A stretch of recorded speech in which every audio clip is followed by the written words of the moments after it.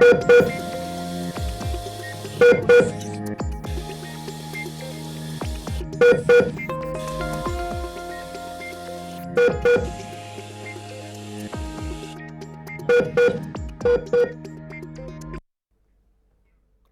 महाराष्ट्र. मी ज्योती Phanse. Lifeline या आपल्या विशेष कार्यक्रमात आपल्या सगळ्यांचं पुन्हा एकदा स्वागत. सकस आहाराची कमतरता आणि धावपळीचं जीवनशैली अशी सध्या सगळ्यांचीच अवस्था आहे. त्यामुळे अनेक आजारांचं प्रमाण आता वाढताना दिसतंय. त्यापैकी एक आहे तो म्हणजे थायरॉइड. गेल्या काही वर्षात जे आहे थायरॉइडची ही समस्या प्रकर्षाने वाढताना दिसतेय.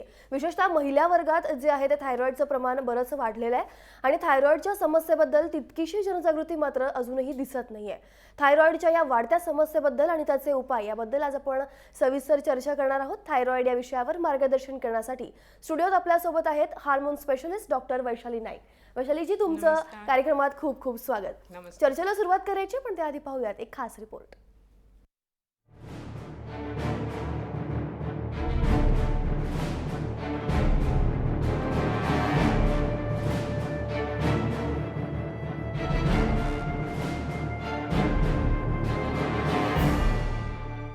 थायरॉइड ही मानवी शरीरातील एक महत्त्वपूर्ण ग्रंथी आहे. या ग्रंथीचे स्थान गळ्यात विशिष्ट ठिकाणी असते.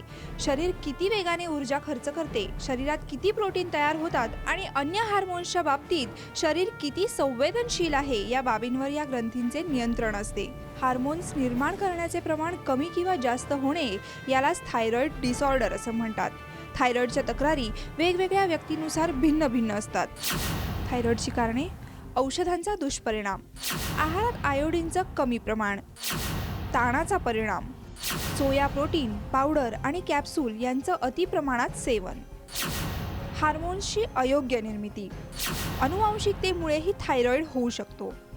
थायरॉइडची लक्षणे: मासिक पाळीची अनियमितता, नैराश्य येणे, थकवा येणे, तसंच थंडीचा त्रास होणे, हृदयाच्या ठोक्यांची गती कमी होणे, गळ्याखालील ग्रंथींना सूज येणे, वजन वाढणे किंवा कमी होणे, केस गळणे.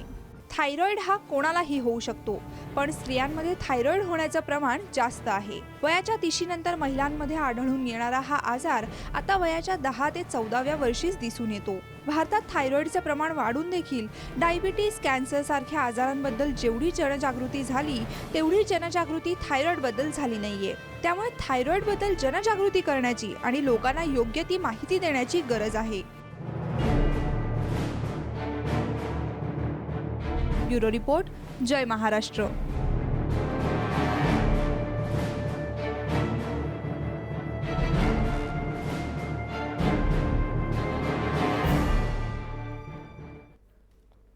तर थायरॉइडबद्दल आपण अधिक जाणून घेणार आहोत, चर्चा करणार आहोत. पण त्याआधी तुमचे काही प्रश्न असतील तर 1800-103-3043 या आपल्या टोल फ्री क्रमांकावर तुम्ही ते कॉल करून डॉक्टरांना थेट प्रश्न विचारू शकता. जराही वेळ न घालवता मी आपल्या चर्चेला सुरुवात करते. खूप खूप स्वागत आहे आपलं लाईफलाईन या विशेष कार्यक्रमात. खरं तर खूप महत्त्वाच्या विषयावर आपण आज चर्चा करणार आहोत. सर्वात आधी मला जाणून घ्यायचं आहे, थायरॉइड म्हणजे काय?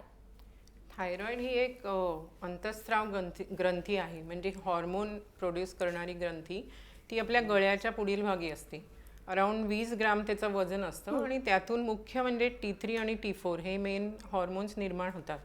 आता हे हॉर्मोन्स महत्त्वाचे असतात कारण ते आपल्या शरीरातील मेटाबॉलिझम म्हणजे चयापचय हे ह्याचं नियंत्रण करतं. प्लस सगळ्या पेशींसाठी थायरॉइड हॉर्मोन्सची जरूर असते. तर थायरॉइड ग्रंथीचे अनेक विकार असतात आणि आता ह्या दिवसांमध्ये त्याची माहिती मिळायला लागल्यापासून टीव्हीमुळे किंवा न्यूजपेपरमध्ये, मासिकांमध्ये सामान्य नागरिकांना माहिती झाली आहे थायरॉइडची आणि त्यामुळे थायरॉइडच्या टेस्ट अवेलेबल आहेत. त्यामुळे आपल्याला दिसून येते की हे प्रमाण आता ह्या थायरॉइडच्या विकारांचं जास्ती प्रमाणात आपल्याला आता दिसून येते. परंतु पूर्वीही तेवढंच प्रमाण असावं अशी आमची खात्री आहे. नक्कीच. खरं तर सुरुवात झाली आपल्या कार्यक्रमाला आणि फोनोज यायला सुरुवात झाली आहे. पीएच गोटेकर यांचा फोन आलेला आहे. पीएच, काय तुमचा प्रश्न आहे विचारा. हॅलो, काय प्रश्न आहे तुमचा विचारा. मी पीएच गोटेकर बोलतो, ठाणे पश्चिमवरून. बोला. मॅडम, हा थायरॉइड का होतो आणि कशामुळे होतो आणि त्याच्यावर उपचार काय आहेत पुढे मला विचारायचं होतं. नक्कीच तुमच्या प्रश्नांचं उत्तर तुम्हाला मिळेल. का होतो थायरॉइड? आपल्याला खरं तर चर्चा त्याविषयी थायरॉइडचे करायची. अनेक वेगवेगळे विकार आहेत. म्हणजे थायरॉइडचं जेव्हा कमी निर्मिती होते थायरॉइड हॉर्मोनची, त्याला हायपोथायरॉइडिझम म्हणतात. आणि ते युजली मोस्टली आयोडीन जर कमी असेल तर हे मुख्य कारण आहे थायरॉइड कमी काम करण्याचं. परंतु आयोडीन डेफिशियन्सी आता आपल्याला मुंबईत वगैरे आढळत नाही. ती युजली ग्रामीण भागांमध्ये दिसते. महाराष्ट्रामध्ये कमी प्रमाणात आहे. सो अनुवंशिक म्हणजे आपल्या जर जवळच्या नातेवाईकाला थायरॉइडचा रोग असेल किंवा विकार असेल तर तसं आपल्याला होण्याची चान्स असतात. त्याला ऑटोइम्युन थायरॉइड प्रॉब्लेम म्हणतात. आणि त्यामध्ये थायरॉइड कमी किंवा जास्ती प्रमाणात काम करू शकतो. दुसरे थायरॉइडचे विकार म्हणजे थायरॉइडला सूज येऊ शकते, ज्याला आपण युजली गॉयटर म्हणतो. तर गॉयटर म्हणजे थायरॉइडची सूज, पण जेव्हा त्या गॉयटरमध्ये छोटे छोटे फोड होतात तेव्हा त्याला नोड्युल्स म्हणतात. सो नोड्युलर गॉयटर असतो जेव्हा एक फोड असतो किंवा अनेक फोड असतात, त्याला मल्टी नोड्युलर गॉयटर म्हणतात. तर असे वेगवेगळ्या प्रकारचे रोग आहेत थायरॉइडचे. त्याचं कारण मोस्ट कॉमन आहे की अनुवंशिक कारण असू शकतं. पण जर आयोडीन आपण कमी खाल्लं, खाण्यामध्ये जेवणामध्ये आपल्या कमी मिळालं तर होऊ शकतो. किंवा आता हायपोथायरॉइडिझम म्हटलं तर मग जर थायरॉइडचं ऑपरेशन झालं असेल तर होऊ शकतो हायपोथायरॉइडिझम. आणि ह्याचं निदान इझिली होतं, कारण आपल्याला T3, T4, TSH हे जे हॉर्मोन्स आहेत त्यांच्या टेस्ट आता अवेलेबल आहेत सगळीकडे. त्याच्यामुळे निदान लवकर होऊ शकतं. प्लस सोनोग्राफीमुळे निदान लवकर होऊ शकतं. आणि ट्रीटमेंट प्रत्येक जो विकार आहे त्याप्रमाणे असते. जर हायपोथायरॉइडिझम असेल तर मग थायरॉइडच्या गोळ्या दिल्या जातात थायरॉक्झिनच्या. जर हायपरथायरॉइडिझम म्हणजे जेव्हा थायरॉइड जास्ती काम करतो तर त्यावेळेला वेगळ्या गोळ्या निओमर्केझॉल किंवा मेथिमेज असं दिलं जातं. आणि जर थायरॉइडची ग्रंथी वाढलेली असेल, म्हणजे नुसतं गॉयटर नाही पण जर प्रमाणाबाहेर नोड्युल्स झाले तर मग कधी कधी त्यांचं ऑपरेशन वगैरे करावं लागतं. मग अशी काही थायरॉइडची अशी काही लक्षणं आहेत का की अमुक लक्षण दिसलं की मग आपल्याला थायरॉइड झालं आपण असं समजू शकतो किंवा त्या दृष्टीने आपण पुढचे उपाय करू शकतो? मोस्ट कॉमन म्हणजे जर आपल्याला वाटलं की थायरॉइडची सूज आहे, म्हणजे गळ्याला इथे सूज वाटते, तर आपण डॉक्टरकडे जाऊन चेक करणं जरुरी आहे. थायरॉइड कमी काम करत असेल तर वेगळी लक्षणं असतात, म्हणजे ज्याला हायपोथायरॉइडिझम म्हणतात. त्यामध्ये स्किन किंवा चामडी सुकी होते, स्थूलता थोडी वाढते, केस गळणं असतं, लिथार्जी म्हणजे आपण काही काम करू नये असं वाटतं. काही युजली हे बायकांमध्ये जास्ती प्रमाणात दिसतं हायपोथायरॉइडिझम किंवा कोणतेही थायरॉइडचे प्रकार. आणि युजली डिप्रेशन होतं किंवा जी मासिक पाळी असते ती नियमित येत नाही. कधी कधी बायकांना मूल म्हणजे वंध्यत्व होऊ शकतं. त्यामुळे जेव्हा जेव्हा चेकिंग होतं तेव्हा मग कळलं जातं की थायरॉइड आहे.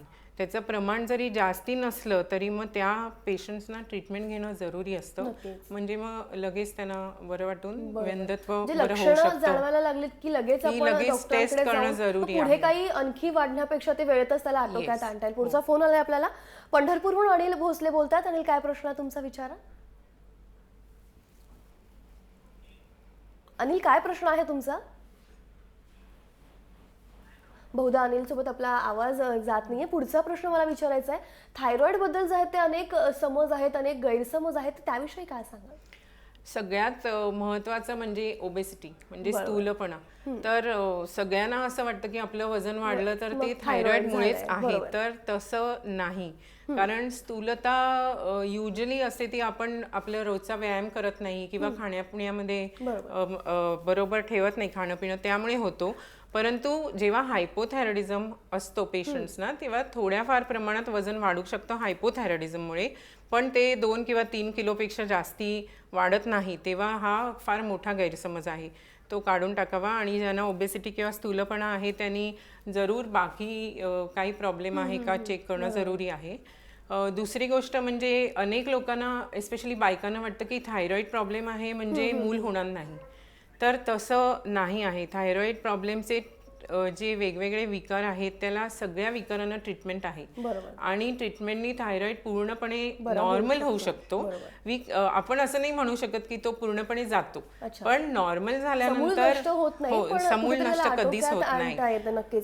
आणि आटोक्यात आल्यानंतर प्रेग्नन्सी वगैरे व्यवस्थित राहू शकते. बरोबर. पुढचा फोन घेतोय आपण. बुलढाण्यातून गजानन लांडे आहेत. गजानन, तुमचा काय प्रश्न आहे? विचारा. हो मॅडम. हॅलो गजानन, तुमचा काय प्रश्न आहे? हा मॅडम, मी म्हटलं हा जो थायरॉइड आहे बर, हा असं आयुर्वेदिक औषधी घेऊन कमी होऊ शकतो का? नक्कीच. आयुर्वेदिक औषधं आयुर्वेदिकचं मला जास्ती ज्ञान नाही, परंतु ज्यांना थायरॉइडची कमी किंवा जास्ती प्रमाणामध्ये निर्मिती होते त्यांनी ॲलोपॅथिक औषध घेणं जरुरी आहे. बर, पण आयुर्वेदिक औषधांचं मी आपल्याला काही जास्ती सांगू नाही शकणार, पण ॲलोपॅथिक घेणं जरुरी आहे हे सांगू शकेन. जसं की आपण पाहिलं आजकाल महिलांमध्ये जे आहे ते थायरॉइडचं प्रमाण प्रचंड वाढलंय. पूर्वी असं होतं की 30 किंवा 40 ओलांडल्यानंतर थायरॉइड व्हायचं, पण आता अगदी पाहतोय आपण 14 वर्षापासूनच्या मुलींना देखील थायरॉइडचा त्रास होतोय. मग हे का असं प्रमाण वाढलेलं आहे? ॲक्च्युली प्रमाण वयाप्रमाणे वाढलं नाहीये. थायरॉइड अगदी जन्मल्यापासून होऊ शकतो कोणालाही.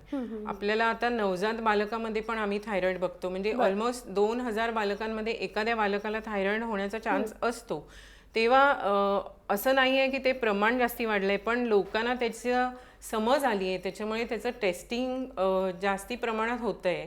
आणि म्हणून आणि प्लस आता आई वडील जरा जास्त लक्ष देतात. जरा गळ्याची सूज झाली किंवा मैत्रिणी किंवा आईच्या मैत्रिणी ते लगेच विचारतात की हा गळ्याला सूज आहे, तर मग काही प्रॉब्लेम आहे का? किंवा पूर्वी अशी मुलांची उंची वाढली नाही वगैरे तर एवढं जास्ती त्याच्यासाठी लक्ष देत नव्हते, पण आता मग सगळ्यांना उंच व्हायचं असतं. सो शॉर्ट स्टेचर म्हणजे उंची लहान राहणं हे एक महत्वाचं लक्षण आहे हायपोथायरॉइडिझमचं लहान मुलांमध्ये.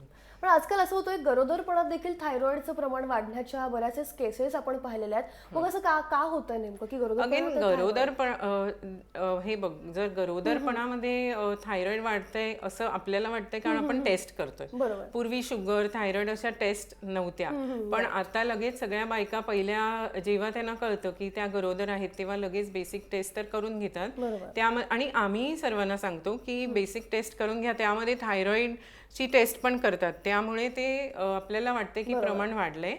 प्लस आता अनेक वर्षांवर जेव्हा आम्ही रिसर्च करतो तेव्हा समजतं की थायरॉइडचं प्रमाण अगदी नॉर्मल राहणं म्हणजे TSH अगदी 2 पर्यंतच असणं जास्ती जरुरी आहे बाळासाठी, अर्भकासाठी.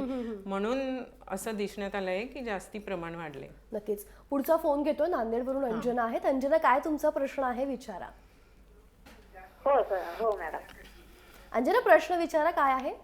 आमच्या मुलालाही आणि मुलीलाही दोघांनाही पण गळ्यावर सूज तर आहे, पण जेवण केल्यावर गिरत नाही मुलाला.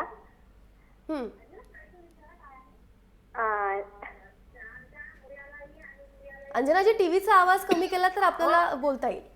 हो. आणि ते संडास वेळोवेळी संडास येते जेवण केल्यावर. बर. हो हो, आवाज कमी करा थोडा. ऐकू नाही येते टीव्हीचा. ते म्हणतात आमच्या मुलगा ते गोळी जर घेतला तरच जेवण ते पचन होते, नाही तर होत नाही. बर. आणि मुलीला पण तसंच आहे, पण मुलगी गरोदर असते वेळेस आम्ही गोळी घेऊ दिलेले नाही, पण आता बाळाचं 9 महिने झालं तरी तिच्या गळ्यावर सूज येते आणि गोळी घेतलं तरच ते सूज कमी होते. आणि ते किती दिवस गोळ्या घ्यायच्या? बरोबर, नक्कीच. म्हणजे एकूण काय तर त्यांच्या दोन्ही मुलांना गळ्याला सूज आहे, एकीकडे अन्नपचनाला त्रास होतोय आणि मुलीचं आताच बाळंत पण झालं. मग त्या गोळ्या कितपर्यंत घ्यायच्या त्यांना? मुलीला गोळ्या चालू ठेवायला लागतील जर थायरॉइडची टेस्ट एबनॉर्मल असेल तर. आणि गळ्याला म्हणजे लहान मुलं आहे का तर त्यांना पण थायरॉइड व्यवस्थित नॉर्मल ठेवणं जरुरी आहे.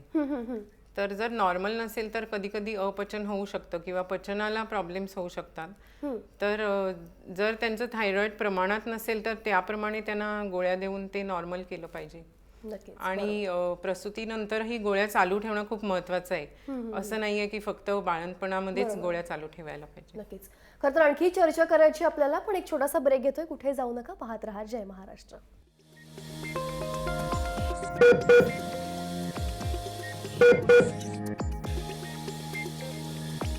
Thank you.